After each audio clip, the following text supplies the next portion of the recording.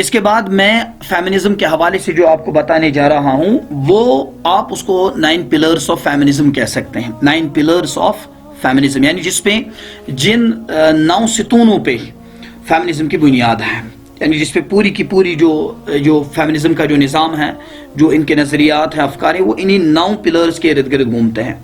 تو سب سے پہلے نمبر پر feminism denies that the differences between men and women are natural, یعنی جو مرد اور خواتین کے مابین، مرد اور خواتین کے درمیان جو ایک فطری اختلاف پایا جاتا ہے from the physical point of view خصوصاً، تو اس کو یہ ریجیکٹ کرتے ہیں، اس کو یہ ڈینائی کرتے ہیں، اس کو یہ مطلب قبول کرنے کے لیے تیار نہیں ہے، بلکہ اس کو یہ مسترد کرتے ہیں.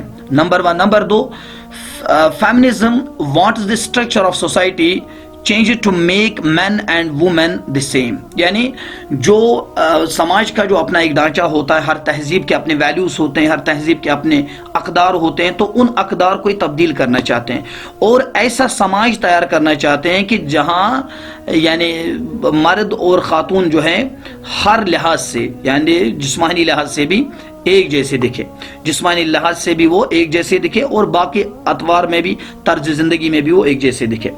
Number 3، feminism attacks traditional female roles. اب ہر سماج میں اپنی کچھ روایتیں ہوتی ہیں خواتین کو لے کر، تو ان روایتوں پہ یہ اٹیک کرتے ہیں، ان روایتوں کو یہ مسترد کرتے ہیں، ان روایتوں کا یہ مذاق بناتے ہیں. تو یہی مسئلہ ہے. اور نمبر 4 پہ feminism promotes 50-50 male female quotas for all elected and appointed offices and occupations, یعنی 50-50 ہونا چاہیے. سماج میں کیا ہونا چاہیے؟ 50-50. جتنا آپ میل کو دے رہے ہیں اتنا آپ فیمیل کو بھی دیجیے.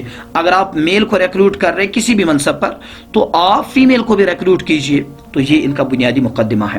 اسی طریقے سے feminism ignores marriage and is hostile to the family, یعنی یہ سب سے پہلے نکاح کی مخالفت کرتے ہیں، ازدواجی زندگی کی مخالفت کرتے ہیں.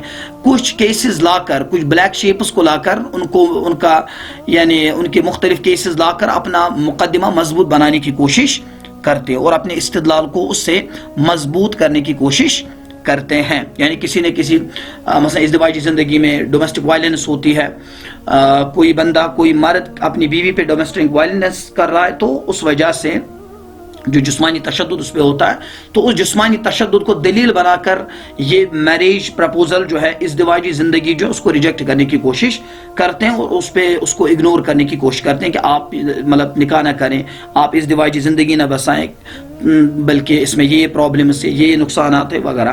اور اسی لیے یہ فیملی جب یہ مطلب نکاح کے مخالف ہے تو ظاہر سی بات ہے، ازدواجی زندگی کے مخالف ہے تو ظاہر سی بات ہے کہ یہ جو فیملی نظام اس ازدواجی زندگی کے نتیجے میں قائم ہوتا ہے، تو اس فیملی نظام، اس فیملی سسٹم کے بھی خلاف، اس بڑے یعنی جو فیملی ایک ادارہ ہے، فیملی انسٹیٹیوشن جو ہے، اس انسٹیٹیوشن کے بہت زیادہ مخالف اور حریف نظر آتے ہیں اور کسی بھی صورت میں یہ اس کو مضبوط نہیں دیکھنا چاہتے. یہ ان کا معاملہ وہی ہے جو بابل میں ان جادوگروں کا تھا کہ ما یفرقون به بین المرء والزوج. اسی طرح it demands recognition of sexual and reproductive rights including the acceptance of homosexual lifestyles and the right to abortion on demand. تو یعنی رائٹ ٹو ابارشن ہونا چاہیے، ہر ایک کو یہ حق ملنا چاہیے. یہ اس کے بھی سب سے زیادہ حمایتی نظر آتے ہیں. اور اسی طرح feminism offers no protection to ہاؤس وائفز اور full time mothers, discourages the choice to care for one's own children. یہ اس کو ڈسکوریج کرتے ہیں کہ مطلب اب یہ گھر میں بیٹھے گی، ہاں اس کے بعد اپنے بچوں کی کفالت کرے گی، تو ایسا نہیں ہونا چاہیے. اب آپ دیکھیے، آپ اندازہ کیجئے کہ اس کے اثرات کیا ہے. مطلب یہ اصل میں بقول کسے کہ یہ عورتوں کی آزادی نہیں ہے، بلکہ عورتوں تک پہنچنے کی آزادی ہے. یہ پہلے عورت کو مرد بناتے ہیں اور اس کے بعد مرد بنا کر اس کو حقوق دیتے ہیں. اب وہی کام مطلب جس کام کی مخالفت کرتے ہیں کہ گھر میں کام کرتی ہیں، یہ بچوں کی کفالت نہیں کر سکتی، میرا جسم میری مرضی، میں کیوں کھانا پکاؤں وغیرہ وغیرہ. تو یہ مسائل جو ہے، ان مسائل کو لے کر یہ پریشان ہو رہے ہیں کہ ہم ایسا نہیں کریں گے.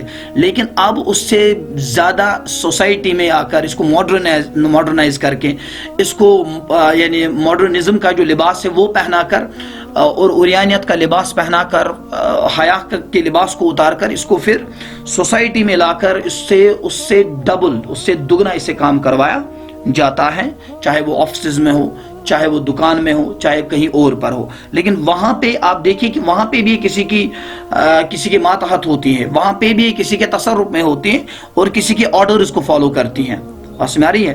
تو وہاں پہ لیکن اس کے لیے یہ گناہ نہیں ہے، بلکہ یہاں پہ اس کے لیے باری گراہ ہے، یہاں پہ اس کے لیے بہت مشکل مسئلہ ہے کہ میں گھر میں ایک شوہر کی اطاعت نہیں کر سکتی.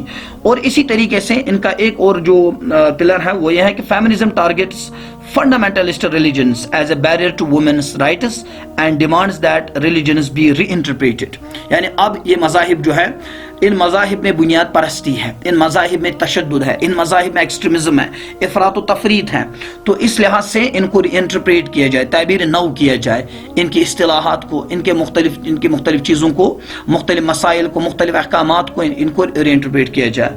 اور number 9، it blames the problems of women on male power and control. جو الرجال قوامون علی النساء ہے، تو یہ ان پہ باری گراہ ہے، یہ ان پہ بہت زیادہ گراہ گزرتی ہے یہ آیت، کیونکہ اس وجہ سے ان کی پوری جو فیمنزم کی بنیاد ہے وہ منہدم ہو جاتی